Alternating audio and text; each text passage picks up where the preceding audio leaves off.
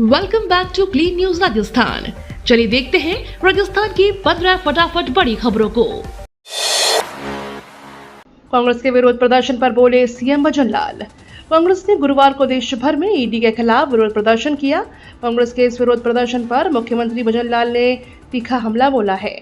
उन्होंने कहा कि कांग्रेस ने हमेशा जाति, धर्म और तुष्टीकरण के और भ्रष्टाचार की राजनीति की है। मुख्यमंत्री भजनलाल शर्मा ने कहा कि कांग्रेस ने इस देश को भ्रष्टाचार में धकेलने का काम किया है। इसलिए कहना चाहता हूं कि देश में अंदर हो या प्रदेश के अंदर हो, किसी तरह का भ्रष्टाचार स्वीकार नहीं होगा, चाहे वह कितना बड़ा व्यक्ति क्यों न हो, उसे सजा मिलेगी। बीजेपी ने प्रदेश प्रभारी ने राहुल गांधी पर तीखा हमला कर दिया नया नाम। आगामी उपचुनाव को लेकर भाजपा सक्रिय हो चुकी है। नवनियुक्त भाजपा प्रदेश प्रभारी राधा मोहन दास अग्रवाल ने गुरुवार को प्रदेश अध्यक्ष मदन राठौर, उप मुख्यमंत्री प्रेमचंद बैरवा सहित सह प्रभारी विजय रहाटकर के साथ दौसा आकर स्थानीय नेताओं से उपचुनाव के लिए जीत के लिए मंथन किया। सभी विधानसभा सीटों पर ये जाएंगे और संगठन को मजबूत करेंगे। संगठन मजबूत होगा तो उपचुनाव जीतेंगे। SC/ST आरक्षण के मामले में उन्होंने कहा कि जो लोग आरक्षण के वर्गीकरण का मुद्दा बना रहे हैं, असल में वो आरक्षण विरोधी हैं। कांग्रेस 65 साल सत्ता में रही, काका कालेकर की रिपोर्ट नहीं बनाई गई, मंडल कमीशन की रिपोर्ट पड़ी रही, लेकिन लागू नहीं किया। कांग्रेस में मतभेदों के बीच उपचुनाव की तैयारी। राजस्थान के अक्टूबर में होने वाले 6 विधानसभा सीटों के उपचुनाव के लिए कांग्रेस ने तैयारियां शुरू कर दी है, लेकिन इन सीटों पर पार्टी में मचा घमासान थमने का नाम नहीं ले रहा। देवली, झुंझुनू और दौसा सीटों पर कांग्रेस को कोई भी बड़ी चुनौती नहीं दिख रही है। सनलोबर और कीवसर सीटों पर गठबंधन को लेकर कांग्रेस में अंदरूनी मतभेद गहराते जा रहे हैं। 84 सीट पर कांग्रेस बाप पार्टी गठबंधन के पक्ष में है, जबकि सनलोबर सीट पर खुद चुनाव लड़ना चाहती है। दूसरी ओर बाप पार्टी दोनों सीटों पर अपने उम्मीदवार उतारने की मांग कर रहे हैं, जिससे स्थिति और पेचीदा हो गई है।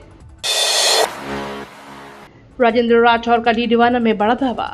पूर्व नेता प्रतिपक्ष राजेंद्र सिंह राठौर ने अपने 1 दिवसीय डीडीवाना दौरे के दौरान मीडिया से बातचीत में बीजेपी की ताकत और एकजुटता पर जोर दिया। राठौर ने कहा कि आगामी उपचुनाव में बीजेपी सभी 6 सीटों पर जीत दर्ज करेगी और पार्टी में फूट की अफवाहों को सिरे से खारिज किया। राठौर ने बताया कि डीडीवाना के कार्यकर्ताओं में काफी उत्साह है और लोकसभा विधानसभा के विपरीत परिणामों के बावजूद वे पूरी निष्ठा से पार्टी के साथ जुड़े हुए हैं। उन्होंने डीडीवाना की प्रगति की प्रशंसा करते हुए कुछ जन समस्याओं पर भी ध्यान दिया, जिसे लेकर वे सरकार से बात करेंगे। सीएम भजनलाल शर्मा की नई योजना, घायल व्यक्ति को गोल्डन आवर में अस्पताल पहुंचाने पर मिलेंगे 10,000 रुपए। राजस्थान सरकार की बजट घोषणा वर्ष 2024-25 के अनुपालना में राजस्थान में मुख्यमंत्री आयुष्मान जीवन रक्षा योजना लागू की गई है।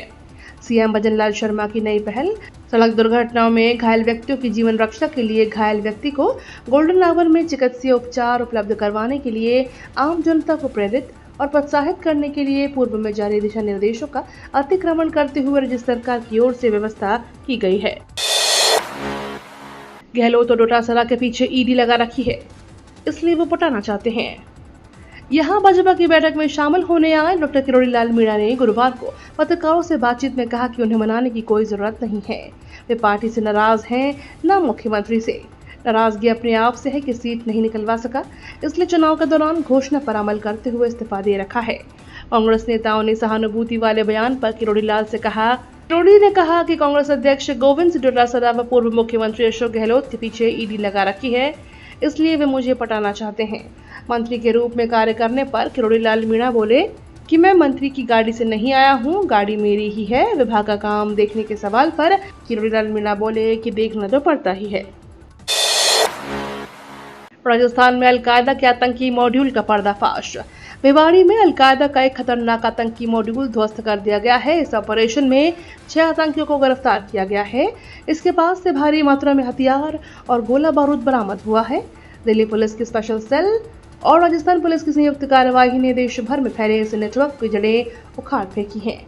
पुलिस ने कई ठिकानों पर छापेमारी कर भारी मात्रा में हथियार, गोला बारूद और कई संदिग्ध दस्तावेज बरामद किए हैं। इस ऑपरेशन ने झारखंड और उत्तर प्रदेश से भी 8 संदिग्धों को हिरासत में लिया है, जिनसे पूछताछ जारी है। यह मॉड्यूल देश भर में आतंकी हमलों की साजिश रच रहा है। बाड़मेर में 24 से 12 बारिश, 3 दिन येलो अलर्ट। थार में भाद्रपद महीने में मानसून एक बार फिर से सक्रिय हो रहा है। मौसम विभाग ने बाड़मेर जिले में 24 से 26 अगस्त तक 3 दिन बारिश का येलो अलर्ट जारी किया है। इस दौरान 25 अगस्त को जिले की कहीं कहीं पर भारी बारिश की संभावना जताई गई है। इस बीच बाड़मेर में पिछले कई दिनों से मौसम के मिजाज में काफी गर्म हो चुके हैं और अधिकतम तापमान 37.4 डिग्री, न्यूनतम 28.4 डिग्री दर्ज हुआ। बाड़मेर में बरसात का इंतजार बना हुआ है। अभी तक बाड़मेर में औसत बरसात का करीब 60% पानी ही बरसा है। कई गांव कस्बों में तालाब और नदियां में पानी नहीं आया है। कृषि पर्यवेक्षक भर्ती में ऑनलाइन दस्तावेज सत्यापन। राजस्थान कर्मचारी चयन बोर्ड लगातार परीक्षाओं का आयोजन कर रहा है और परीक्षा परिणाम जारी होने के बाद दस्तावेज सत्यापन सहित अन्य प्रक्रियाओं को भी तेजी से निपटाया जा रहा है। हाल ही में आयोजित हुई कृषि पर्यवेक्षक परीक्षा के बाद बोर्ड ने दस्तावेज सत्यापन के लिए विस्तृत गाइडलाइन जारी की है। इस गाइडलाइन के अनुसार कृषि पर्यवेक्षक परीक्षा के अभ्यर्थियों को 28 अगस्त तक ऑनलाइन दस्तावेज सत्यापन के साथ स्क्रूटनी फॉर्म भरना होगा। यूपीएमपी राजस्थान का जीडीएस रिजल्ट। भारतीय डाक विभाग ने ग्रामीण डाक सेवक भर्ती 2024 का रिजल्ट जारी किया है। साथ में फर्स्ट मेरिट लिस्ट भी जारी कर दी है। हालांकि अभी दिल्ली, गुजरात, कर्नाटक, महाराष्ट्र समेत कुछ राज्यों के ही नतीजे घोषित हुए हैं। अभी उत्तर प्रदेश, राजस्थान, मध्य प्रदेश, हरियाणा समेत अन्य सर्कलों के रिजल्ट आने बाकी हैं। युद्ध लड़ने वाले सैनिकों के लिए अच्छी खबर। सैनिक परिवारों के लिए अच्छी खबर है। 1965 व 1971 के युद्ध में पाकिस्तान को धूल चटाने वाले जाबाजों को 15 लाख रुपए की युद्ध सम्मान राशि मिलेगी। इन युद्धों में शामिल हुए सैनिकों को अब रक्षा मंत्रालय युद्ध सम्मान मंत्रालय राशि देगा। इसके लिए रक्षा मंत्रालय की ओर से 1965 व 1971 के युद्ध में भाग ले चुके सैनिकों के बारे में सैनिक कल्याण बोर्ड से सूचना मांगी गई है। रिलीज से पहले ही विवादों में फंसी कंगना की इमरजेंसी बैन करने की मांग। रिलीज से पहले ही कंगना रनौत की फिल्म इमरजेंसी विवादों में फंस गई है। शिरोमणि गुरुद्वारा प्रबंधक कमेटी के अध्यक्ष हरजिंदर सिंह धामी ने इमरजेंसी को सिख विरोधी बताते हुए बैन करने की मांग की है। हरजिंदर सिंह धामी ने कहा कि फिल्मों से जुड़े ऐसे कई मामले पहले भी सामने आ चुके हैं जब सिख किरदारों के गलत कैरेक्टर और सिखों की धार्मिक चिंताओं के कारण सिख भावनाओं को ठेस पहुंची है। सिम बंद होने के नाम पर हो रहा बड़ा फ्रॉड, ट्राई ने यूजर्स को दी चेतावनी। देश में धोखाधड़ी का नया मामला सामने आया है। इसमें ठग telecom regulatory authority of India के नाम से कॉल करते हैं और नंबर बंद करने के नाम पर निजी जानकारी मांगते हैं। जानकारी मिलते ही ये ठगी करते हैं।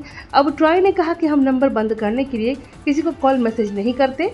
ऐसे में लोगों को ऐसी फर्जी कॉल से सावधान रहना चाहिए और तुरंत प्रवर्तन एजेंसियों को ऐसी कॉल की जानकारी देनी चाहिए।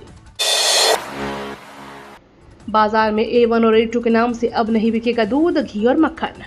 अब बाजार में कंपनियां A1, A2 के नाम से दूध, घी, मक्खन नहीं बेच सकेंगी। खाद्य सुरक्षा नियामक FSSAI ने सभी खाद्य कारोबारियों को पैकेजिंग के ऊपर A1, A2 प्रकार के दूध और दूध उत्पादकों के दावों को हटाने के निर्देश दिए हैं। FSSAI ने कहा कि जांच में पाया गया है कि A1, A2 दूध के अंतर बीटा कैसीन प्रोटीन की संरचना से जुड़ा है। वर्तमान में जो नियम है वह इस अंतर को मान्यता नहीं देते हैं। अब सारे देशों से नजदीकी बनाए रखना भारत की नीति। पोलैंड के वार्सो में पीएम मोदी ने भारतीय समुदाय को संबोधित करते हुए कहा कि 45 साल बाद कोई भारतीय पोलैंड आया है। ऐसे कई देश हैं जहां दशकों तक भारत का कोई प्रधानमंत्री पहुंचा ही नहीं, लेकिन अब परिस्थितियां दूसरी हैं। दशकों तक भारत की नीति थी सारे देशों से समान दूरी बनाए रखो। आज के भारत की नीति है सारे देशों से समान रूप से नजदीकी बढ़ाओ। ये तो थी राजस्थान की बड़ी खबरें। रोजाना सबसे पहले अपडेट पाने के लिए क्लीन न्यूज राजस्थान को अभी सब्सक्राइब करें।